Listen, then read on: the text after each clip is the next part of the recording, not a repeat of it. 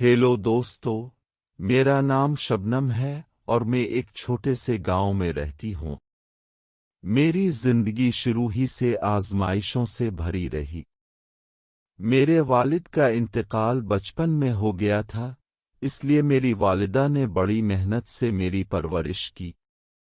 वो लोगों के घरों में काम करती और मुझे पढ़ाने की पूरी कोशिश करती। जब मेरी शादी हुई तो हमें लगा कि अब हमारी जिंदगी में सुकून आ जाएगा, मगर किस्मत को कुछ और ही मंजूर था। शादी के सिर्फ चंद माह बाद एक खौफनाक हादसे में मेरे शौहर का इंतकाल हो गया।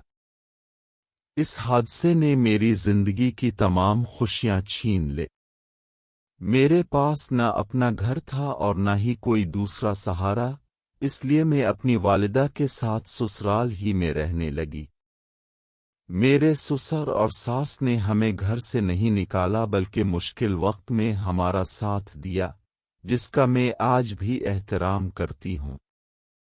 वक्त गुजरता गया, लेकिन मैंने महसूस किया कि इस घर के हर फर्द के दिल में कोई न कोई दुख छुपा हुआ है। मेरे ससुर अपने बेटे की जुदाई के गम में खामोश रहने लगे। मेरी सास भी पहले जैसी खुश मिजाज नहीं रहे। घर का माहौल बोझल हो गया था और हर शख्स अपनी अपनी परेशानी में गुम था। मैंने फैसला किया कि मायूसी में डूबने के बजाय घर की जिम्मेदारियां संभालूंगी।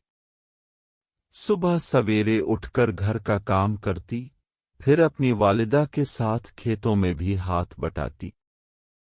आहिस्ता आहिस्ता घर के हालात कुछ बेहतर होने लगे, लेकिन मेरे ससुर की तन्हाई दिन बदन बढ़ती जा रही थी। वो अक्सर शाम को सहन में बैठकर अपने मरहूम बेटे की तस्वीरें देखते रहते और खामोशी से आंसू बहाते।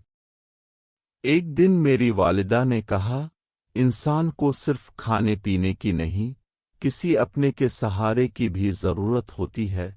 इसीलिए उन्होंने खानदान के चंद बुजुर्गों से मशवरा किया कि अगर कोई मुनासिब रिश्ता मिल जाए तो मेरे ससुर की दोबारा शादी कर दी जाए ताकि उनकी तन्हाई कम हो सके। काफी कोशिशों के बाद एक रिश्ता मिला, मगर बात आगे ना बढ़ सकी।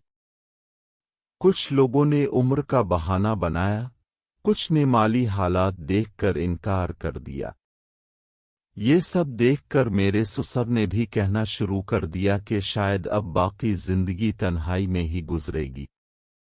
मुझे उन पर तरस आता था। मैंने हमेशा उन्हें एक जिम्मेदार और मेहनती इंसान के तौर पर देखा था। वो हमारे अखराजात उठाते, मेरी वालिदा का एहतराम करते और कभी हमें एहसास नहीं होने देते थे कि हम उन पर बोझ हैं। मैंने भी उनकी खिदमत को अपना फर्ज समझ लिया। चंद साल गुजरने के बाद हमारे घर के हालात पहले से काफी बेहतर हो गए। मैंने सिलाई कढ़ाई का काम शुरू कर दिया और मेरी वालिदा ने भी छोटा सा घरेलू कारोबार शुरू कर लिया। अब हम माली तौर पर पहले से मजबूत थे। मेरे ससुर भी मस्जिद और गांव की फलाही सरगर्मियों में हिस्सा लेने लगे, जिससे उनकी जिंदगी में एक नया मकसद पैदा हुआ।